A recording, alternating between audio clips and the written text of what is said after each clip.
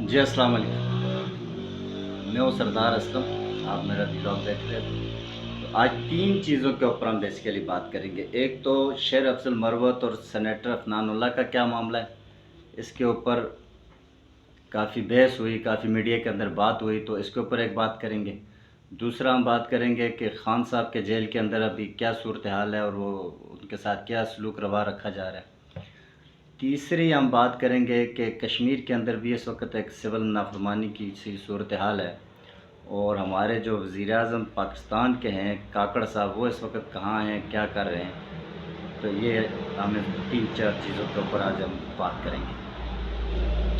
तो पहली बात यह है कि शेर अफजल मरवत और सेनेटर अफनानुल्लाह के दरमियान जो लड़ाई हुई जावेद चौधरी के प्रोग्राम में, तो उन्होंने कुछ, एक तो लोगों ने सब ने देखा कि शेर अफजल मरवत ने उसको अफनानुल्लाह को एक थप्पड़ मारा, और उसके बाद कैमरे से वो आउट हो गया और पता नहीं चला कि वो कितने, फिर उसके बाद क्या हुआ। लेकिन उसके बाद जावेद चौधरी साहब सामने आए, और मंसूर साहब भी एक सहाफ़ी हैं, वो सामने आए, बादामी साहब सामने आए। उन्होंने एक बयानिया बनाने की कोशिश की जी कि उसके जब कैमरे से आउट हो गए थे तो अफनानुल्लाह साहब ने शेर अफजल मरवत को बहुत मारा पीटा और ये और वो सारी एक कहानी बनाई ताकि उनको कोई इमेज बेहतर करने के लिए। तो उसका रुख उल्टा ये हो गया कि दूसरे दिन आज कल की ये बात है कि शेर अफजल मरवत के ख़िलाफ़ थाना अपारा के अंदर अफनानुल्लाह साहब ने अपने सेनेटर के जो उसका लेटर हेड है उसके ऊपर लिख कर दिया कि मुझे शेर अफजल ख़ान ने बहुत मारा, मेरे मुंह के ऊपर मारा, मुझे थप्पड़ भी मारे, 3 चपेड़े मुझे मारी, मुझे नीचे गिराया और जनाब मैं बेहोश होने वाला था, और ये और वो, ये सारी सूरत हाल हो गई। तो उनकी एफआईआर भी दर्ज हो गई वहाँ पर।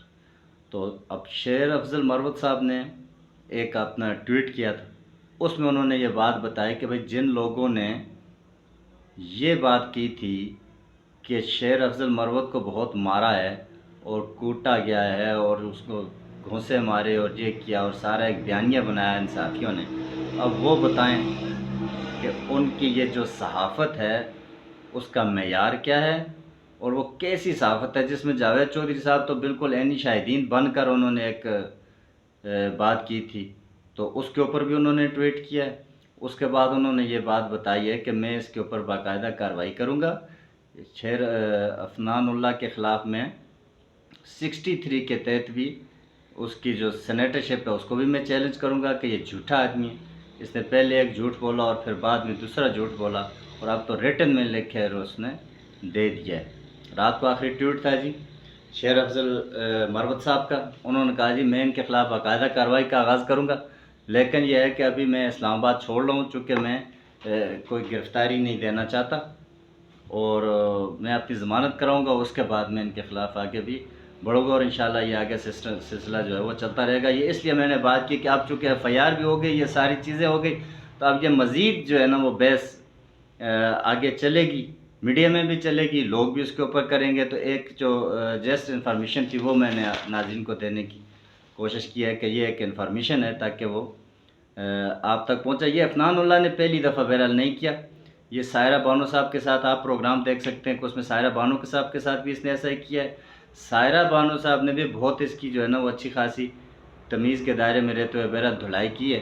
शेर अफजल साहब ने तो थोड़ा सा इसको फ़िज़िकली धुलाई कर दी, लेकिन सायरा बानो साहब ने इसको फ़िज़िकली तो नहीं, लेकिन यह है कि बातों के साथ और तमीज़ के दायरे में रहते हुए जितना वो कर सकती थी उन्होंने ज़बरदस्त इसकी जो है वो छितरोल की है। चूँकि ये एक इनका ट्रैक रिकॉर्ड है। अफनानुल्लाह साहब के जो वालिद साहब थे अब वो फ़ौत हो गए, उसके ऊपर हम कोई इतनी ज़्यादा बात तो नहीं कर रहे, लेकिन उनका भी बोलने में इसी तरह का ही मेयार था, तो कोई इनका रिकॉर्ड इतना उनके हिसाब से भी इतना ज़्यादा अच्छा नहीं है। इसके बाद आ जाते हैं जी इमरान खान साहब, जो कि इस वक्त अपने ज़मीर के कैदी हैं, और उनको अडयाला जेल के अंदर कैद किया हुआ है बज़ाहिर, लेकिन बेसिकली वो यरगमाल हैं, एक छोटे से कमरे के अंदर हैं जहाँ पर ना रोशनी जा रही है, ना उनके लिए कोई सूरज है, ना रोशनी है, कुछ भी नहीं है, और कोई उनको स्पेस नहीं दी जा रही, और बड़ा जुल्म हो रहा है। जिस स्टेचर का वो आदमी है, हमारा वज़ीर आज़म रह चुके हैं, तो उनके साथ ये जुल्म और ज़्यादती जो है वो है। उनके जो वकला हैं ان سے بھی جب میٹنگ ہوتی ہے تو ان کے ساتھ ایک پولیس والا بیٹھا ہوتا ہے اور ایک سامنے پولیس والا کھڑا ہوتا ہے جو ذہنی طور پر ٹارچر کرنے کی کوشش یہ کرتا ہے کہ وہ بار بار یہ کہتا ہے جی کہ آپ کا ٹائم ختم ہو رہا ہے، آپ بات چیت کو ختم کریں. یہ بار بار جو ہے وہ ریپیٹڈلی سامنے والا کہتا ہے اور ایک پولیس والا ان کے ساتھ بیٹھا ہوا ہوتا ہے. یہ ان کی صورتحال ہے. تو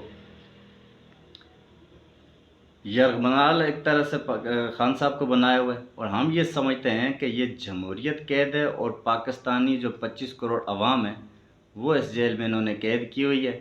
چونکہ خان صاحب کے ساتھ جو 25 کروڑ عوام ہیں ان کا دل دھڑکتا ہے اور وہ اپنے اس کو مسیحا سمجھتے ہیں اور ایک بہت بڑی اور پاپولر پارٹی کے وہ چیئرمین ہیں. تو اس لحاظ سے ان کے ساتھ جو سلوک اس وقت روا رکھا گیا ہے ریاست کی طرف سے یہ انتہائی ظالمانہ ہے اور اس طریقے سے کبھی بھی اتنے بڑے لیڈر کے ساتھ نہیں ہونا چاہیے اور یہ ظلم ہے.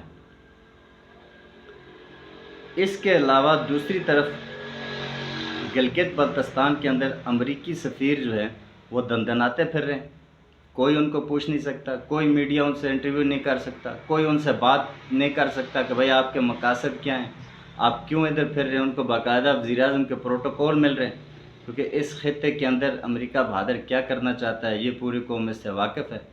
قوم کو اب یہ جاگنا پڑے گا. اگر قوم نہیں جاگے گی تو اس کے خمیازہ جو ہے وہ پھر قوم کو بھگتنا پڑے گا. اس کے علاوہ یہاں دوسری طرف جو ہے وہ احتجاج اور معاملات ہر طرح کے شروع ہیں. کشمیر کے اندر اس وقت آپ کو میڈیا نہیں دکھا رہا، آزاد کشمیر کے اندر پورے کشمیر میں ایک طرح کی سول نافرمانی عروج کے اوپر ہے. زبردست وہاں پر احتجاج ہو رہے ہیں پورے کشمیر میں. یعنی کہ میر پور سے لیں گے آپ، بھمبر جائیں، کوٹلی جائیں، مظفر آباد جائیں، جہلم ویلی جائیں، نیلم ویلی جائیں، جہاں مرضی آپ جائیں گے. اتنا زبردست جو احتجاج ہے یہ پہلے ہم نے کبھی نہیں دیکھا. جو بجلی کو لے کر لوگوں نے وہاں پر کیا، جو مہنگائی کو دیکھ کر لوگوں نے وہاں پر کیا، جو آٹے کو لے کر لوگوں نے وہاں پر کیا ہے. تو یہ میں سمجھتا ہوں کہ پاکستان بھی جو عوام ہے وہ بھی اس کو دیکھ رہی ہے کہ کشمیریوں نے ایک طرح سے پہل کر دی ہے اس ظلم، اس جبر اور اس ناانصافی کے خلاف. تو یہ اس کے اوپر بھی کان دھرنے کی ضرورت ہے. میڈیا تو اس کو نہیں دکھا رہے لیکن میڈیا کے نہ دکھانے سے چیزیں جو ہیں وہ ختم تو نہیں ہوتی. یہ اب شروع ہے تو آگے تک جو ہے معاملات کو جائیں گے. انوار الحق کاکڑ صاحب جو ہمارے وزیر اعظم ہیں اس وقت نگران وزیر اعظم ہیں، وہ ہیں جی مختلف ملکوں کے. وہ جب سے وزیر اعظم بنے ہیں اس کے کچھ دنوں کے بعد وہ باہر چلے گئے ہیں. 10-12 دنوں سے زائد ان کو ہو چکے ہیں. ان کو اس سے کوئی غرض نہیں کہ ملک کے اندر اس وقت کیا طوفان آیا ہوا ہے اور سیکیورٹی کے کیا معاملات ہیں. ابھی آپ نے دیکھا کہ کس طریقے سے بلوچستان کے اندر، کے پی کے اندر دھماکے ہوئے، عید میلاد النبی کے اوپر دھماکے ہوئے اور سینکڑوں لوگوں کی جو ہے وہ جانیں گئیں، شہید ہوئے، کچھ زخمی ہوئے. اب جو زخمی بھی ہو گئے، جس کی ٹانگ کٹ گئی، جس کا بازو کٹ گیا، جس کا کچھ اور جسم کا حصہ کٹ گیا، تو وہ آدمی تو زندگی سے گیا نا، اس کی آگے زندگی پھر کیا بچ گئی. تو یہ غریب آدمی کی یہاں پر صورتحال ہے، نہ اس کو علاج میسر ہوتا ہے، نہ اس کو دوائی میسر ہوتی ہے. ایک آدمی کا اگر اس طرح سے کوئی بندہ چلا گیا تو اس کی تو زندگی جو ساری کی ساری ہے وہ برباد اور خراب ہو جاتی ہے. لیکن وہ ہمارے جو وزیر اعظم صاحب ہیں وہ بیرون ملک دورے کر رہے ہیں اور عیاشیاں کر رہے ہیں. کچھ دن پہلے ان کا ایک صحافی ہیں، وہ ہیں جی بی بی سی کے صحافی ثقلین امام صاحب. انہوں نے ان سے سوال کیا تھا مسنگ پرسن کے حوالے سے جی کہ آپ مسنگ پرسن جو آپ بلوچستان سے ہیں اور بلوچستان کا ہی خاص طور پہ مسنگ پرسن کا اتنا بڑا معاملہ ہے، تو آپ بتائیں کہ آپ نے ان مسنگ پرسن کے اوپر کیا کام کیا. تو ہمارے وزیر اعظم صاحب نے آگے سے اسرائیل اور مقبوضہ کشمیر کے جو ہے نا وہ بتانا شروع کر دیا کہ وہاں پر بھی تو 8,000 مسنگ پرسن ہیں، تو ہمارے اتنے کم مسنگ پرسن ہیں. تو اس صحافی نے ان سے پھر یہ سوال کیا کہ بھائی اگر میرے سامنے مودی بیٹھا ہوتا، میرے سامنے انڈیا کا وزیر اعظم بیٹھا ہوتا تو میں انڈیا کے وزیر اعظم سے سوال کرتا نا. اب میرے سامنے تو اس وقت پاکستان کا وزیر اعظم بیٹھا ہوا ہے تو میں پاکستان کے وزیر اعظم سے ہی بات کروں گا. تو اس کا ان کے پاس کوئی جواب نہیں تھا. سلیم صافی صاحب نے نہیں، جیو کے وہ دوسرے ایک صحافی ہیں، انہوں نے احمد میر صاحب نے یہ ٹویٹ کیا ہے. انہوں نے یہ چیلنج کیا ہے کہ کاکڑ صاحب کو میرا یہ چیلنج ہے، وہ تو کہہ رہے انڈیا کے اور کشمیر کے اندر 8,000 مسنگ پرسن ہیں اور یہاں پر چند سو مسنگ پرسن ہیں، تو میں ان کو چیلنج کرتا ہوں کہ بلوچستان کے اندر کئی ہزار مسنگ پرسن جو ہیں وہ اس وقت بھی موجود ہے، ان کے معاملات جو ہیں وہ کسی صورت میں حل نہیں ہوئے، ان کے جو بچے ہیں، ان کے گھر والے ہیں، ان کی جو فیملیاں ہیں وہ اس وقت بھی درپدر ہیں۔ تو ہم یہ سمجھتے ہیں کہ پوری قوم کو اور عوام کو انہوں نے مایوس کیا ہے، خاص طور پر اس نگران وزیر اعظم نے مایوس کیا ہے۔ تو ہر صورت لوگوں کو چاہیے کہ وہ اپنی حق کے لیے باہر نکلیں اور الیکشن کی ڈیمانڈ کریں، جو خان صاحب بھی الیکشن کی ڈیمانڈ کر رہی ہے، قوم بھی ساری الیکشن کی ڈیمانڈ کر رہے ہیں۔ یہ الیکشن سے بھاگنے کے لیے کوئی بھی حربہ ہے وہ یہ استعمال کرنا چاہتے ہیں، کوئی حال نہیں ہے۔